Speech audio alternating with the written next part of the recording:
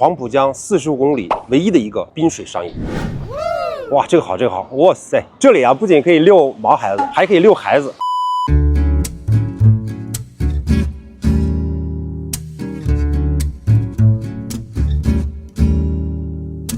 大家好，我是魏洪涛，让我来说你能听得懂的设计。中国的商业呢，目前正在经历从盒子型的商业到情境街区体验商业的转变啊。我们之前看到的商业呢，像那种万达呀，那种非常大的 shopping mall， 给大家带来一种千城一面的感觉，我们都不知道自己身处于哪个城市。但现在的商业呢，追寻大家喜欢开放自然的状态，把绿色、文化甚至一些历史的遗迹都要带到这个项目里边。那今天呢，我带大家来探一下刚刚开业的西岸梦中心。在1920年呢，这里诞生了龙华水泥厂，是当时亚洲最大的水泥厂。这里呢，也是中国近代民族工业的发源地之一。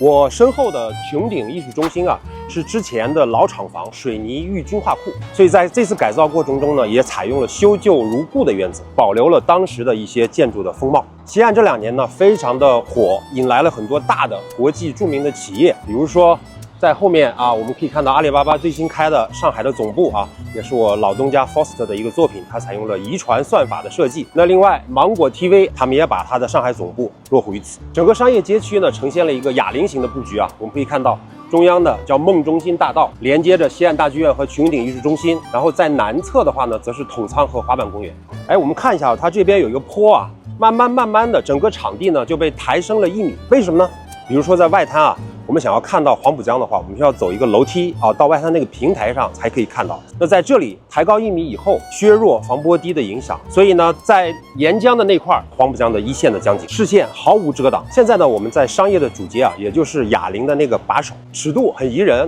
有很多的绿色的植物。它为了降温也做了大量的雾森系统我们之前在有一期上升行走2期的时候也讲到过。它整个高校2楼的步行系统比如说这个连桥导引到2楼甚至3楼的区域，跟11号地铁线是通的。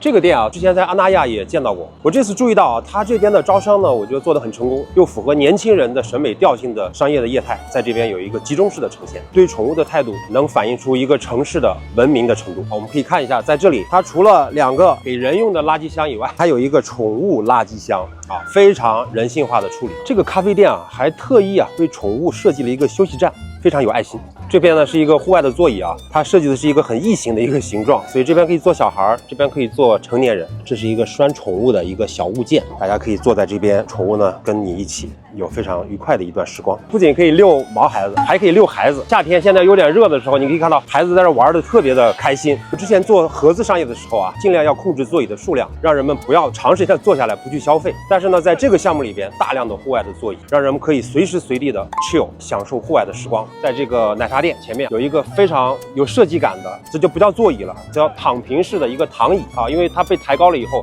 我们的视线其实还是可以看到美丽的黄浦江景。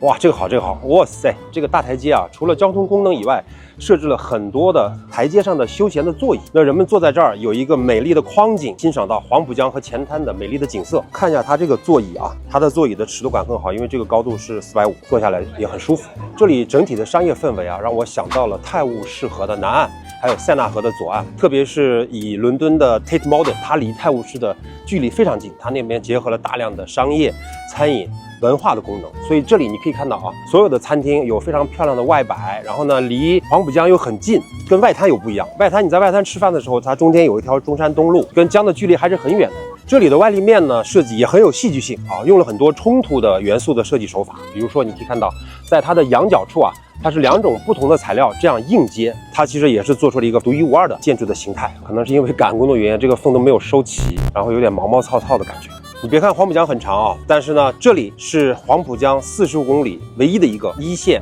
滨水商业。我们的对面呢是前滩那边有大家耳熟能详的太古里。未来这边规划有轮渡可以把人们从西岸运送到前滩。之前在伦敦非常喜欢的一个桥叫千禧桥，那个桥呢只能走人和自行车，所以我建议在这边也建一个慢行系统的桥，方便自行车和跑步的爱好者穿梭黄浦江的两岸。身后呢，这个是之前水泥厂货运的码头这次在改造的过程中呢，把它主体结构保留，外立面呢做了一些美化和亮化的工作啊。我猜测未来在这里将会是连接前滩游客轮渡的码头。背后的这个巨大的混凝土的框架建筑啊，很粗犷。之前的话呢，它是水泥的一个储物仓库，在改造过程中啊，这里将会有一个叫 Blue Market 的一个呈现啊。看到这个建筑呢，让我想到了纽约的 Chelsea Market， 这里将会是森系的美食打卡圣地。现在呢，这个 Blue Market 内部还在装修啊，但是现在目前看下来已经非常的森系了，里边有大量的绿色的植物。未来我可以想象呢，这边会有很多的海鲜、生蚝的摊儿啊。下班以后三五好友买上几打生蚝，开上1、2瓶葡萄酒，太惬意了。今天已经说的口干舌燥了，刚买了一杯 IPA， 这里太松弛了，迫不及待的要去体验一下这边的美食和美酒了。下期还想看什么商业，请告诉我。